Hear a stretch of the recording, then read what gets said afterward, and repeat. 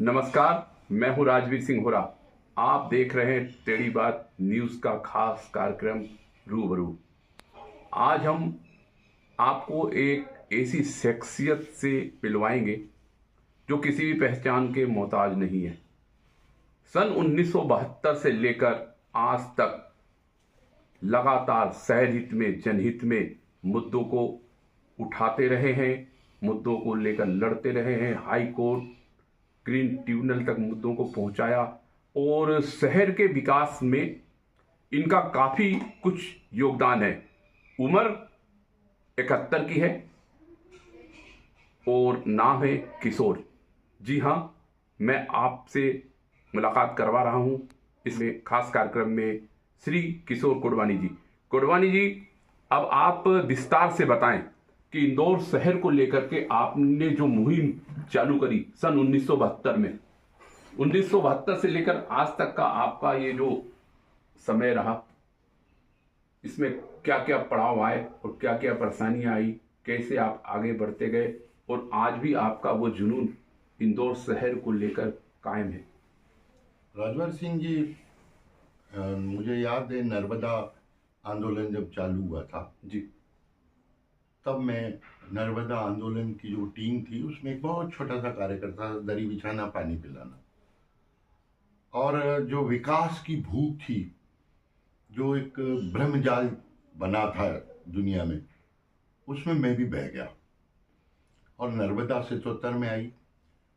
77 में नर्मदा आने के पहले इंदौर में यशवंत सागर और बिलावली पानी पिलाता था और इंदौर की 1400 कुएं बावड़ियों से हम प्यास बुझाते थे। लगभग उस वक्त मैं समझता हूँ 7 लाख के आसपास इंदौर की जनसंख्या थी। और तीसरी मंजिल पर नल आता 40-45 मिनट से ज़्यादा नहीं था, लेकिन तीसरी मंजिल तक पानी चढ़ता था बिना मोटर के। आज नर्मदा चरण दर चरण चौथे चरण पर आके खड़े हुए हम।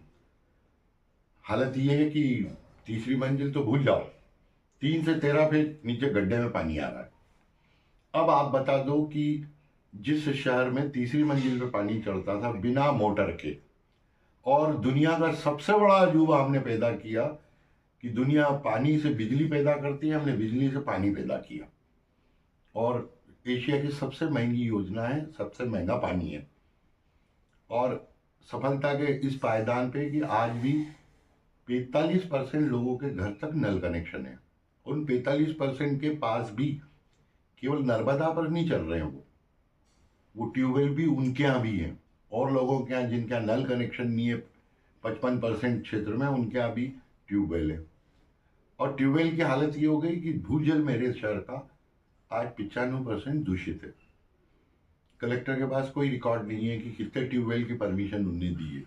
5,500 ट्यूबवेल नगर निगम के हैं। कोर्ट से आदेश करवाया कि भाई ये पीने योग्य पानी नहीं है, तो इन पे बोर्ड लगाया जाए पीने योग्य नहीं है। लेकिन उन्होंने बोर्ड क्या लगाया? बोर्ड की जगह स्टिकर, निस्तारण योग्य। इंदौर के 1% लोग भी नहीं बता सकते कि निस्तारण का क्या अर्थ होता है। साफ लिखना चाहिए पीने योग्य नहीं। और आज भी सार्वजनिक सूचना जाहिर नहीं हुई है शासन की तरफ से कि ट्यूबवेल का पानी पीने में उपयोग मत करें। बहाना क्या बनता? आरओ। अरे आरओ जो है वो मिनरल खत्म कर देता है। जो शरीर को आवश्यकता है जिन तत्वों की, वो तत्व ही मार डालोगे तो पानी क्या है? कुछ भी नहीं बचा फिर। ये पानी की कहानी हमारे शहर में चली आई।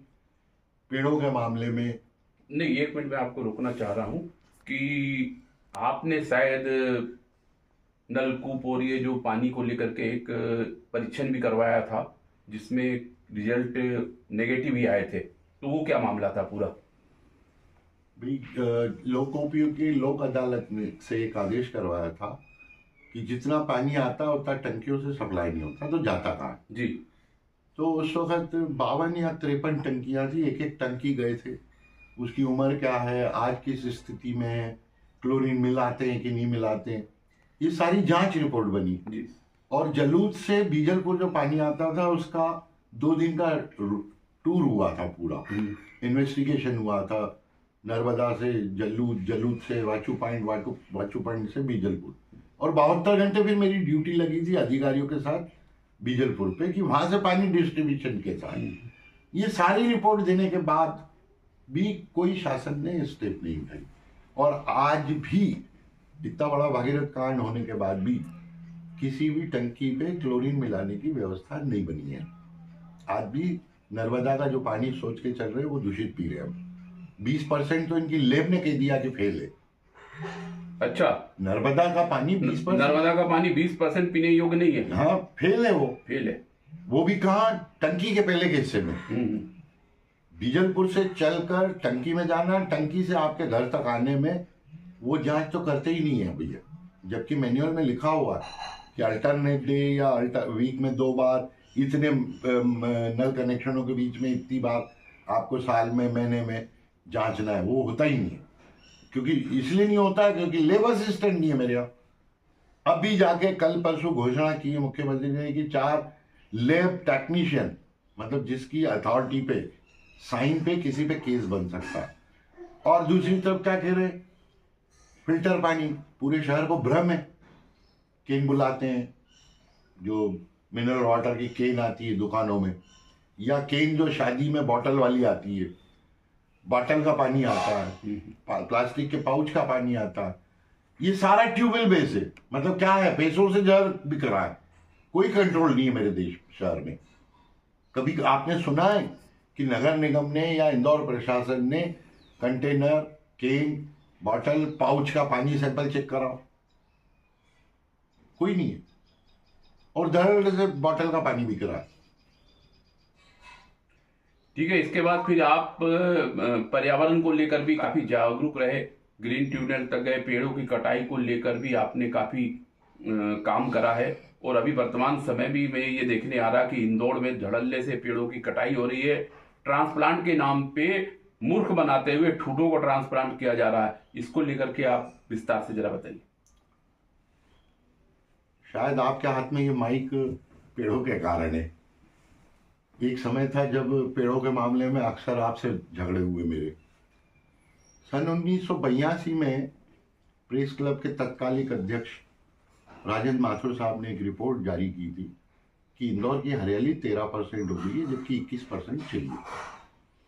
और 84 में मध्य प्रदेश सरकार ने इंदौर को एक प्रोजेक्ट दिया था, हरियाली महोत्सव। और वो हरियाली महोत्सव चलते चलते 84 से 24 तक अपन आके खड़े हो गए और इंदौर की आबोहवा बिगड़ती गई। मऊ नाका से कैट तक पहला प्लांटेशन हुआ था प्रियजनों की याद में, जिसमें राकेश त्रिवेदी के साथ मैं और अभ्यास मंडल के 2 समूह बहुत ताकत से लगे।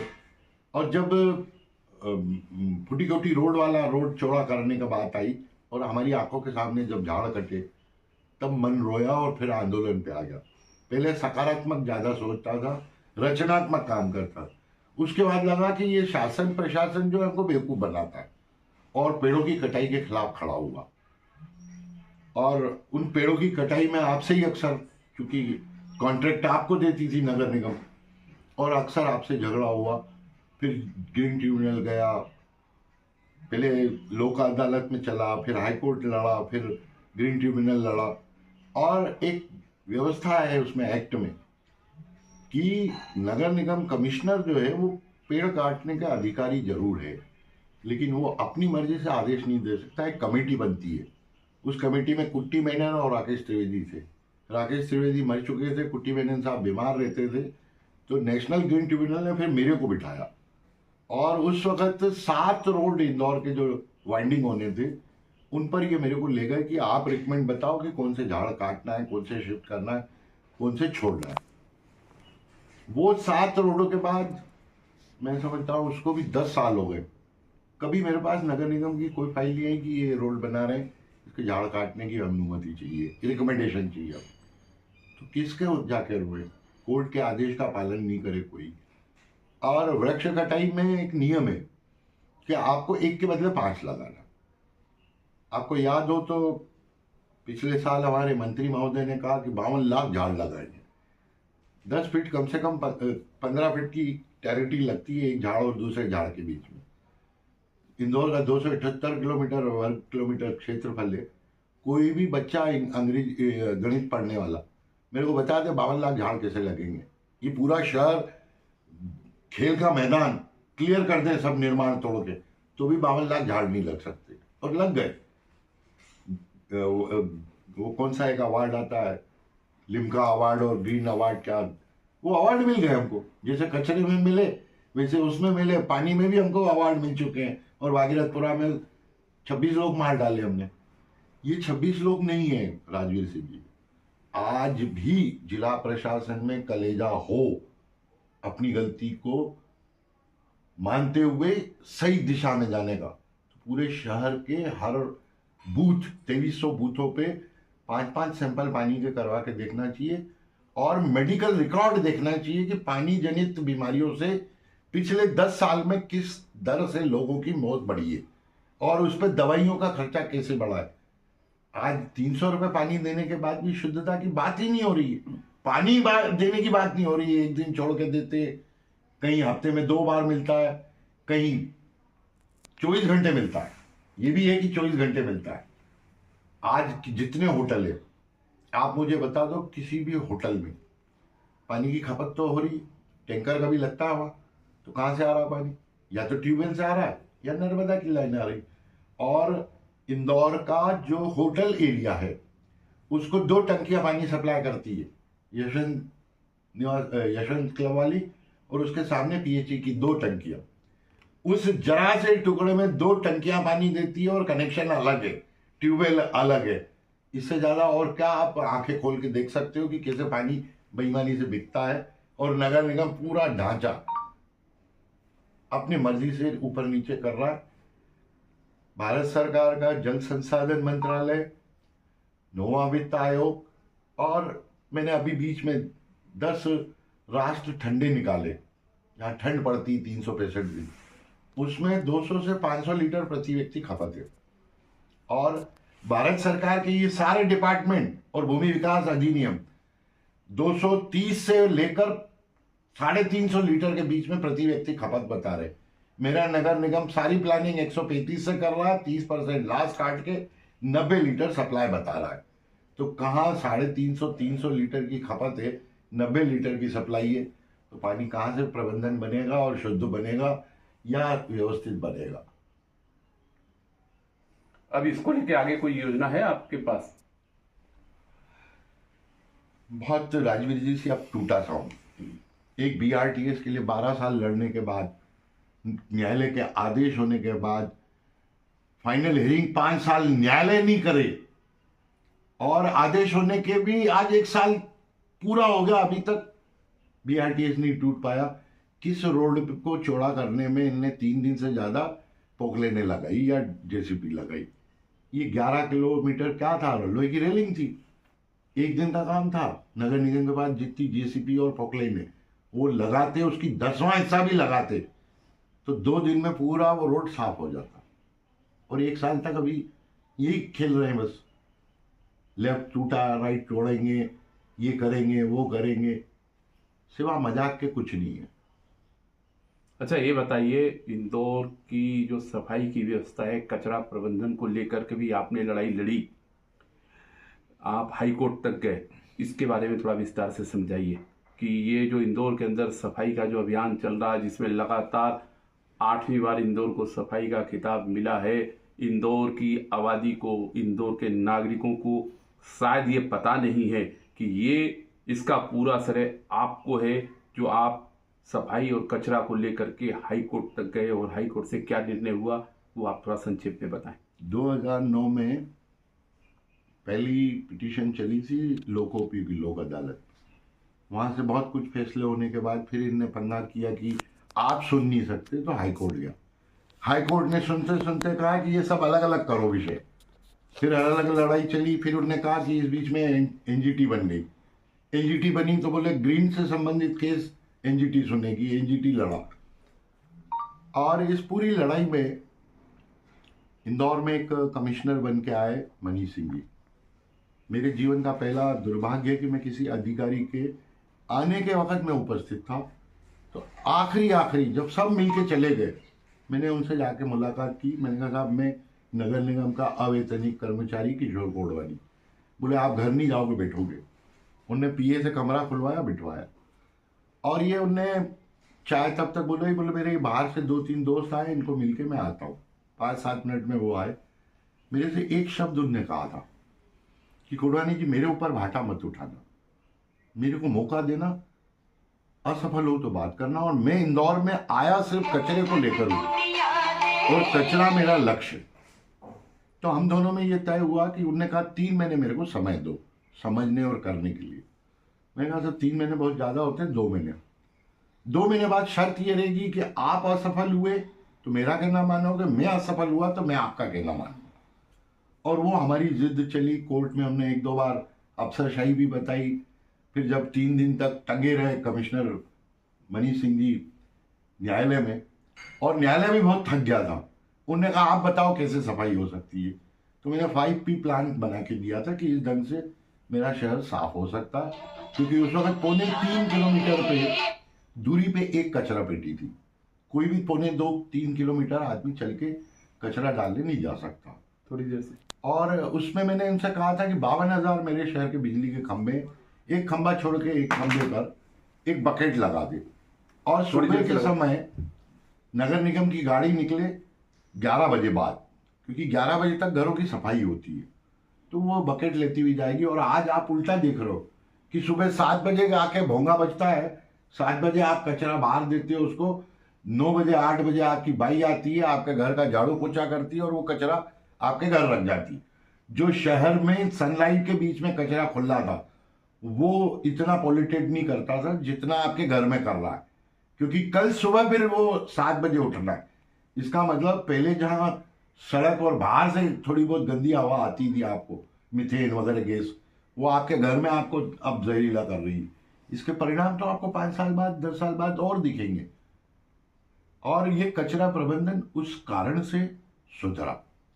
लेकिन उसमें मैंने 5P में ये लिख के दिया था कि मीथेन गैस जो बनती है वो गीले कचरे से बनती है। वो गीला कचरा हमको 700 हमारे बगीचे, उनमें कुआं बना के वहाँ गैस प्रोडक्ट करें और गैस से उन्हीं मोहल्ले के लोगों को सप्लाई करें। उस वक्त 600 या 800 रुपये सिलेंडर की कीमत थी, 650 करोड़ रुपए इकट्ठा होने थे। आज उस वक्त इंदौर में करीबन 10,000 से अधिक वेस्ट पिकर थे जो कचरा बीनते थे।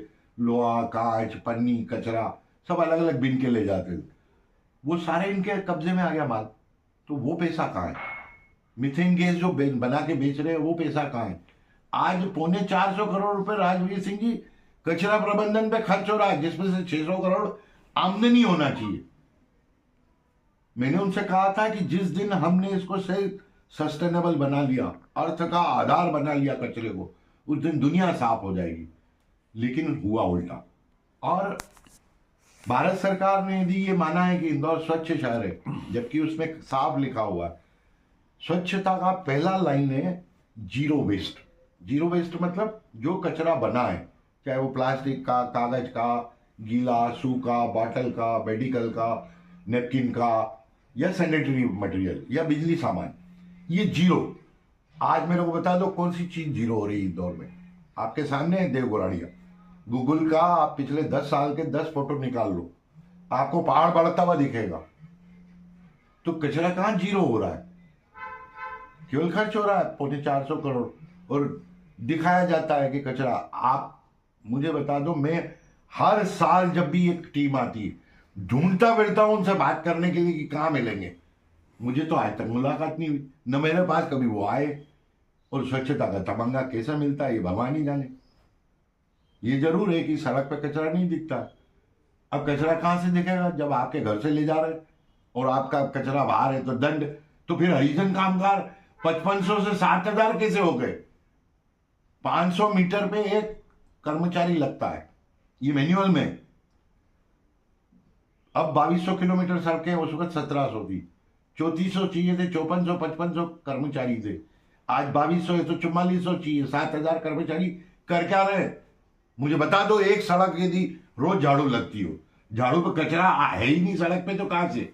और उसमें एक नया मजा, जो ग्रीन वेस्ट था, जो इनके धन का आधार है, यानी मीथेन गैस सबसे ज्यादा ग्रीन में से बनती है। वो ग्रीन ये उठाते नहीं है। आपके गमले का कचरा तो है, आपको जोनल ऑफिस में जाके देख के आना है। ये झाड़ जब काटते हैं टहनियां, कभी बिजली वाले काटते हैं, कभी कौन काटता है, वो भी नहीं उठता है। यानी क्या मजाक है। 2 कचरे की बात थी, गीला और सूखा, अब 7 कचरे हो गए। सैनिटरी आपको अलग देना है, बिजली आपको अलग देना है, आपको गीला अलग देना है, सूखा अलग देना है। क्या मजाक है।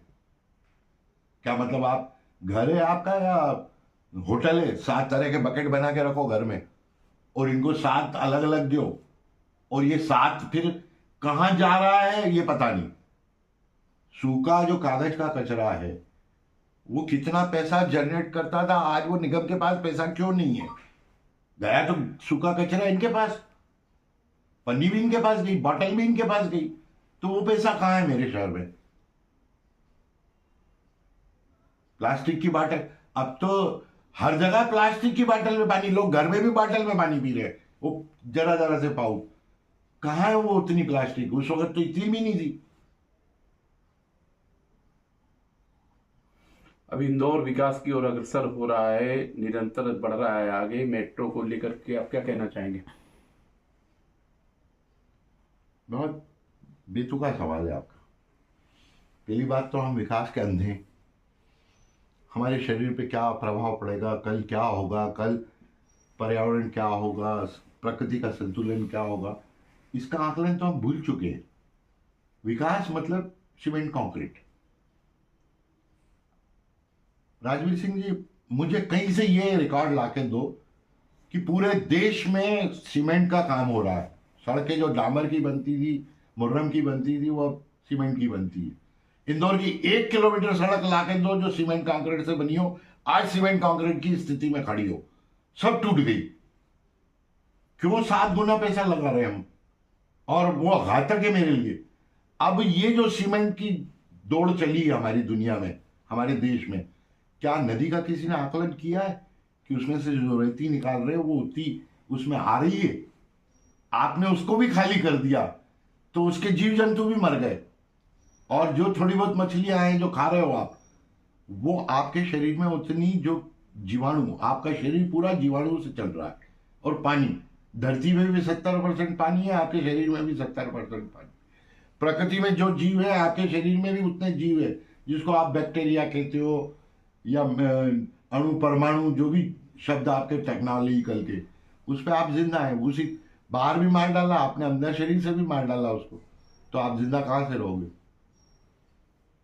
नदी सफाई अभियान को लेकर के आपने काफी लड़ाई लड़ी, एनजीटी तक गए, और शायद पहली बार पूरी कोर्ट इंदौर आकर के नदियों का मुआयना करा। अभी जो उस पर कार्य हो रहा है उसको लेकर के आपको संतोष है? 3 pilot project national green tribunal ने ये जिम्मेदारी रखी, क्योंकि मैं ज़्यादा लड़ रहा था। उनको लगा इसको भगाने का अब एक ही तरीका कि इसके गले मार दो। एक मोदी के भट्टे से लेके छावनी की जगन्नाथपुर 2 किलोमीटर, दूसरा पिपलियापाला से लेके लालबाग, तीसरा बीजलपुर से लेकर बद्रीबाग। ये 3 पायलट प्रोजेक्ट 100 दिन, एक साल, हर साल मुझे 100 दिन देना पड़े। नदी सफाई करवाई, और एक दिन वहां से ऐसा पानी निकला पीने जैसा। तो कलेक्टर साहब ने मेरे से कहा कि किशोर ये पानी कैसे पी रहे? मैंने कहा साहब कल भी पीते थे। जो वहाँ 3-4 कुएं थे पिपला ये टीचोथराम के पीछे, मैंने कहा अब वो पानी साफ हो गया है, क्योंकि जो सीपेज का पानी है, जमीन के अंदर से जो बारीक बारीक झरने निकलती है, उसका पानी है। अब ये 3 पायलट प्रोजेक्ट में कई बार आप भी ड्यूटी दी आपने मेरे साथ, आप मेरे को बता दो, क्या हमें एक भी पायलट प्रोजेक्ट में एक अधिकारी कभी मिला? हर साल 100 दिन में 10 अधिकारी बदले, और तीनों पायलट प्रोजेक्ट की रिपोर्ट दी हुई है, कैसे साफ किया, क्या हुआ, क्या आउटपुट है, कितना खर्चा आया। लेकिन आज दिन तक नगर निगम, पिछले सिंहस्थ के बात है ये, 16 में जो सिंहस्थ हुआ था उसके पहले ये पायलट प्रोजेक्ट हुए, इन 12 सालों में फिर सिंहस्थ आ रहा 28 में, कभी भी नगर निगम ने बुलाकर बात नहीं की कि ये नदी कैसे साफ की थी, और इन्हें कागजों पे साफ बता दी। कुश्ती करवा दी, क्रिकेट खिलवा दिया। और आज भी रिसेंटली शब्द कह रहा हूं, राजवीर सिंह जी 2 महीने पहले मैंने आरटीआई लगाई कि इंदौर में नदियां कितनी हैं, चेस्ट 1, 2, 3, 4 4 तरह की सेक्टर माने जाते हैं नदी के। ट्यूबिटी नदी, उपनदी, सहायक नदी। तो ट्यूबिटी तो बची नहीं है। तो मुझे इंजीनियर पूछता है, बोले कोडवानी जी ये क्या मांगा है आपने? मैंने कहा साहब नदी को 4 हिस्सों में बताया है। तो बोले ये कहाँ से आया आपके पास? मैंने कहा साहब वाटरशेड में 1972। मैंने कहा साहब आप मेरे से पूछ रहे हो, आप इंजीनियर हो? बोले हम भले डिग्रीधारी हैं, पढ़े लिखे आप ज़्यादा हो इसके। तो बोले ये कहाँ से नक्शा लाया? मैंने कहा भाई जहाँ से मैं नक्शा लाया मैं सोच क्यों बताऊँ, मेरे को किसी विभाग ने दिया। और आप वेबसाइट पे जाओ, 1972 में भारत सरकार ने वाटरशेड में बनाया पूरे देश का, उसको उठा के देख लो। बोले कहाँ मिलेगा फिर ये? मैंने कहा भाई ये 3 डिपार्टमेंट में से किसी एक में मिल जाएगा, लिंक कहोगे तो मैं ढूंढ के दे दूंगा। उसका जवाब मिला है कि हम संधारित कर रहे हैं। मतलब नगर निगम को ये नहीं मालूम कि 11 नदियां कौन सी है, उनकी उपनदी कौन सी है, उनकी सहायक नदी कौन सी है। ट्रिब्यूटरी तो मैं मानता ही नहीं कि वो तो खत्म हो गई। अब जब उनको नदी की लंबाई नहीं मालूम, नदियों का नाम नहीं मालूम, कहाँ से है कहाँ तक चल रही है ये नहीं मालूम, तो उनने नदी सफाई कहाँ कर दी। और वाटर में भी हमको अवार्ड मिल चुका है, अब तो पानी में भी मिल गया अवार्ड। हाँ, वाटर प्लस का अवार्ड मिल चुका है। तो कहाँ है जिनके पास यही नहीं मालूम उनको कि नदी कितनी, तालाब नहीं मालूम उनको। और तो और छोड़ो राजवीर सिंह जी, 1 अप्रैल 2022 चेटी चंड, मेरा इष्ट देव का दिन, उस दिन मैं जब तुलसी सिलावट के घर बैठा था धरने पे, उसके पहले मेरे से बोले कोडवानी जी मैं तो कृषि तालाबों का मंत्री हूँ। मैंने कहा मेरे को बता दो जल संसाधन का अर्थ क्या होता है? जल संसाधन मतलब पानी प्रबंधन, उसकी ताड़ियां हैं।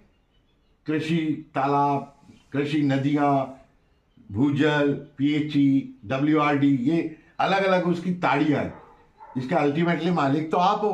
बोले ऐसा है क्या? अब बताओ, जिस विभाग के मंत्री को उसके सचिव गलत बता दें कहाँ। और इंदौर की नदियों में तो एक और अजूबा है राजवीर सिंह जी, इंदौर तहसील का डब्ल्यूआरडी का डिपार्टमेंट बंद है, कोई कर्मचारी नहीं है। तो नदी का कौन बताएगा कैसे क्या? नगर निगम के इंजीनियर बताएंगे क्या आपको? वो सिविल इंजीनियर है, वाटर का आप जानते ही नहीं हो। और इंदौर में वो प्रबंधन है ही नहीं जो इसको मेंटेन करे या रिकॉर्ड बनाए या इनको बताए। और नदी सफाई होगी, होती रहेगी। फिर कुंभ में एक भागीरथपुरा होगा, तब शायद ये जूते खाने के लिए खड़े हो जाएंगे। फिर आगे की क्या योजना है आपकी? भगवान से एक ही अपेक्षा है कि मेरे को क्यों नरक में जिंदा रखा, उठा ले। जिंदा रहा तो रेंगता रहूंगा, रोता रहूंगा, चिल्लाता रहूंगा, बोलता रहूंगा। आगे की मेरे को क्या मालूम? अभी आपसे बात कर रहा हूँ, सुबह देखूंगा या नहीं देखूंगा मुझे नहीं मालूम। शहर हित के लिए कुछ तो सोचा होगा आगे आपने, अब आगे कौन से मुद्दे उठाने हैं, क्या करना है? अब आप जैसा जुझारू व्यक्ति, इंदौर का सौभाग्य है कि जो इंदौर को प्राप्त हुआ है, और आप इस तरह से नाउम्मीदी की बात सुबह नहीं देती। हम तो ये चाहेंगे कि हमारे किशोर भाई हमेशा किशोर ही रहें और 27 हो कम से कम, और शहर हित के लिए एक बुलंद आवाज बने रहे। मेरी माँ एक मुहावरा बोलती थी, माँ मरे 12 लाए, 12 मरन 11 लाए। माँ बच्चों के लिए मरती है, बच्चे यार दोस्तों के लिए मरते। तो मेरे को माँ क्यों बना रहे हो भाई मेरे? मैं तुम्हारे लिए मरूं और तुम नेताओं और अभिनेताओं के पीछे मरो। ये जरूर है कि भागीरथपुरा की जो घटना है, उस 26 मौतों ने मुझे इतना जरूर तिलमिलाया है कि पानी के लिए एक बार फिर पूरा सोच समझकर, पूरे डाटा के साथ, पूरे खाके के साथ न्याय की शरण में फिर जाऊंगा, नेताओं की शरण में भी जाऊंगा। आपको तो मालूम है मैं हमेशा किसी भी घर को नहीं छोड़ता हूँ, अधिकारियों के दरवाजे भी चला जाता हूँ, नेताओं के दरवाजे भी चला जाता हूँ, कोर्ट के भी। और मैं किसी पे उंगली नहीं उठाता हूँ, सिस्टम के खिलाफ लड़ता हूँ। अब भी सिस्टम के खिलाफ लड़ूंगा। हालांकि पिछले हफ्ते मैंने एक पुराने अनुभव, पुराने डाटा पर एक रिपोर्ट जारी की थी। मैं समझता हूँ लगभग उसके हर बिंदु पे ये चलना तो शुरू हुए, अब ये है कि ये चले कितना, इसके लिए लठ लेके खड़ा रहना पड़ेगा। हमें 100% ये पता था कि आप कुछ भी कहें, पर शहर हित के लिए जो आपके अंदर आग है, जो जज्बा है, वो आगे भी कायम रहेगा। और हम उम्मीद करते हैं कि आप स्वस्थ रहें, मस्त रहें, शहर हित के कामों में खूब व्यस्त रहें। परमात्मा आपको लंबी आयु बख्शे। ये थे हमारे साथ किशोर कोडवानी जी, जिन्होंने इंदौर शहर के लिए ज्वलंत मुद्दों को लगातार उठाया है और आगे भी उठाते रहेंगे। धन्यवाद।